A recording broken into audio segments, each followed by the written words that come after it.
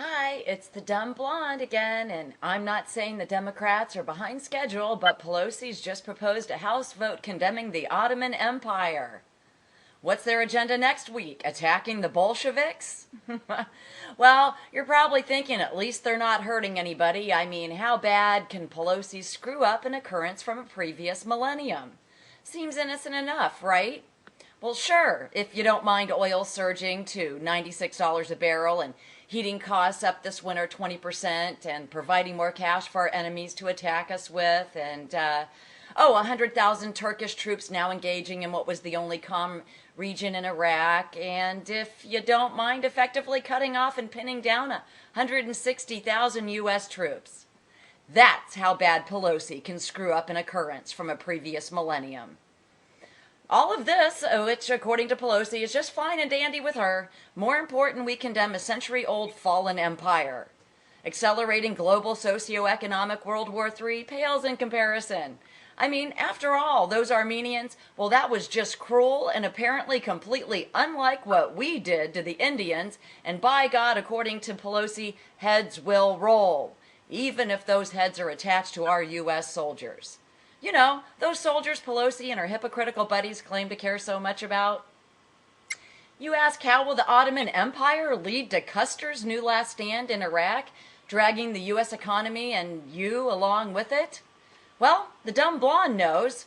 I want to know Pelosi's excuse. The rest of this video will show just how sensitive foreign policy is and just how one bad move can collapse economies and lose wars. Now, why does a dumb blonde know this, but your Speaker of the House does not? How sensitive is foreign policy? Real fucking sensitive. Here's a little background you probably already know, and frighteningly, you probably assumed Pelosi knew these elementary, easy-to-Google facts, since, after all, she is Speaker of the House. That's third in line for the presidency, 2 heartbeats from the president, 1 if Cheney's hunting that day. Now, like Custer, in Iraq, our troops are surrounded by the enemy. We have Iran, Syria, and Jordan, or the Gulf, swimming. Turkey is Iraq's only bordering country allowing the U.S. to use their airspace. Otherwise, we're at the mercy of our carriers in the Gulf for soil to land and take off on. Even the dumb blonde knew this was a geostrategically bad plan before Congress, including the Democrats, voted to go in. You don't have to be Patton to figure out the emergency exit sucks. Turkey by air or foot, or the Gulf by swimming if you can get to a carrier if it's still there. Military guys can see a problem. The rest of you say, yeah, but unlike Custer, we have 2 ways out, Turkey and our carriers. Which would be a less worse thing, except for a few recent developments. Thanks to Pelosi's plan to eliminate our troops' only 2 evacuation routes while crushing our economy and benefiting our enemy. When news of Pelosi allowing the condemnation of the 1915 Armenian action by the Ottoman Empire to come to the floor of the House for vote, that's before any vote ever took place, the Ottoman Empire, now known as, you got it, Turkey, our only ally in the region, announced their condemnation of such an action. Pelosi knew that Turkey severed military ties with France after its parliament voted in 2006 to make the denial of the Armenian Genocide a crime. Again, Turkey severed all military ties with France last year over this very same issue.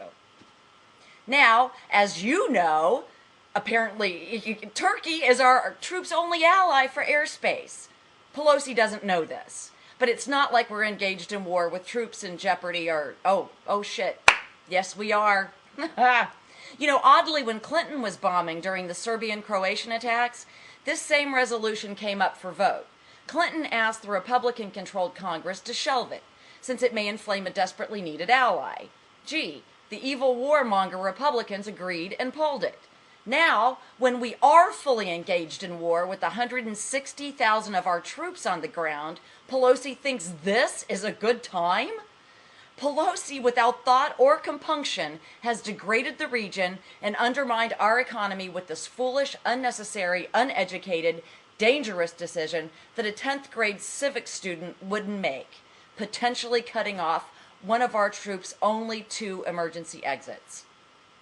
Well, immediately following Pelosi's announcement of the Turkish condemnation, Turkey announced their condemnation of such an action and threatened to cut off U.S. use of airspace. Go figure. Then Turkey moved a total of 60,000 troops to the Iraqi border. Well, you're thinking, well, we still have our carriers, right? Follow along. Then, of course, after this, the dollar falls to its lowest level in 30 years on economic concerns that Turkey's threat will cause global economic destabilization, and accordingly, oil reaches a new high of $90 a barrel. The Turkish parliament then gives authorization for 12 months to engage the Kurds in northern Iraq, the only calm region we've had so far. Then Iran announces they can hit 11,000 U.S. targets within 1 minute. In that region, let's see, I'm sure they'd never strike our carriers, though.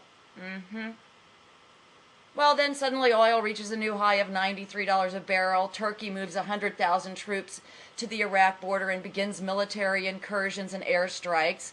Now the U.S. has to move assets from hotspots in Iraq that's been just to keep the border in check. And then the U.S. market falls 400 points, and now oil reaches a new high of $96 a barrel. Yes, Pelosi allowed the Ottoman Empire to jeopardize the already bad situation in Iraq she swore to fix, all because of one stupid thought. Wake up, people. We need to elect intelligent human beings.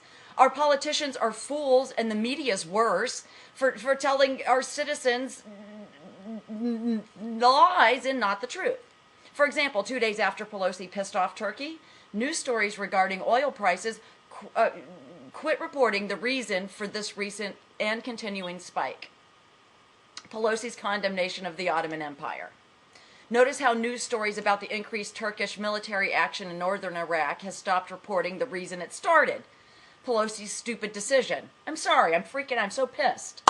So despite Pelosi's hypocritical cries of supporting and protecting our troops and U.S. citizens, both defensively and economically, rather than doing basic research, Nancy Pelosi decided to collapse the dollar, drive oil up to record highs, and potentially pin down and cut off our troops to condemn an empire out of existence for almost a century.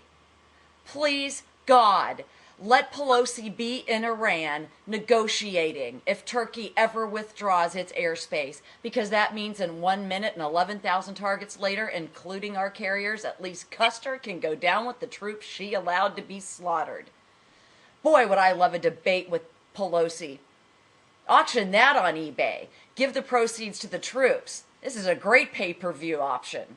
Surely a wise statement such as herself can outwit the dumb blonde. I promise her no foul language, and the only questions I would ask, and she can study in advance and bring notes, would be, why did she think Turkey wouldn't seize military relations with the U.S. like they did with France? What airspace had she arranged if Turkey closed airspace to us?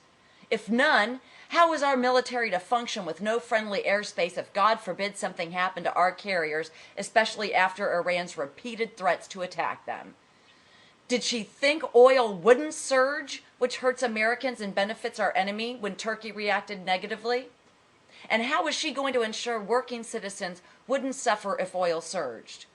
If after considering all these things, what was the main point that made condemning the Ottoman Empire more important than protecting our troops and the U.S. economy?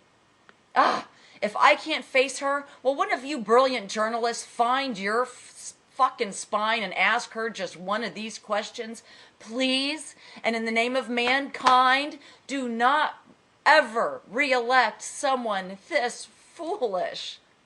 I'm having a martini now. Dumb blonde out.